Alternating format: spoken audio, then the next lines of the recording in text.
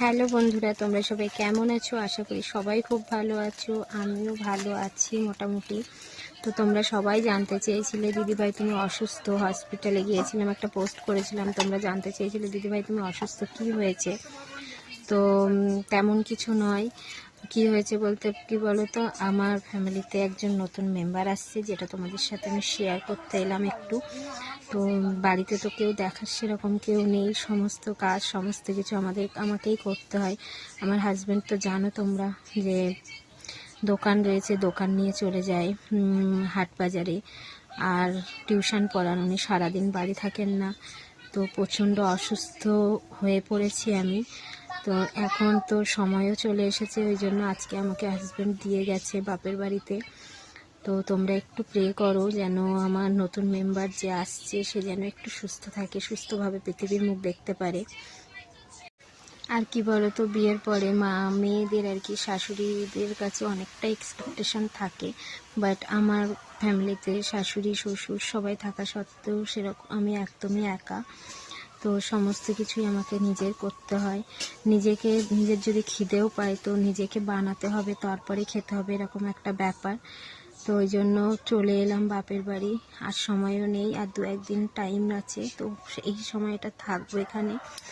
তো তোমরা please please please আমার জন্য আর আমার ছোট্ট সোনাটা যে পৃথিবীতে আসছে তার জন্য একটু প্রে করো, যাতে আমরা দুজনেই ভালো থাকতে পারি। আর তোমাদের তো বুঝতেই পারছো এই অসুস্থতার কারণে সত্যি ভিডিও দিতে পারছি না। তো তোমরা একটু অপেক্ষা করো, কয়েকদিন পর থেকে দেখবে সত্যি আবার ভিডিও দিচ্ছি। তো তোমরা প্লিজ কেউ ছেড়ে যেও না, তোমরা প্লিজ একটু অপেক্ষা করো। তো তোমাদের সাথে দেখা হবে নতুন ভিডিওতে। জানি না ভিডিও ছাড়তে পারবো কিনা, তবুও চেষ্টা করব তোমাদের সাথে। তাই কি যেন হাজব্যান্ডকে রেখে চলে এসেছি বাড়িতে, খুব মনে পড়ছে ওর কথা। আজকেই সকালবেলা দিয়ে গেছে, তবুও মানে ভালো লাগছে না, শুধু বারবার মনে হচ্ছে কি করবে কি করবে। তোমাদের সাথে বলছি, দেখো আমার চোখে জল চলে এসেছে।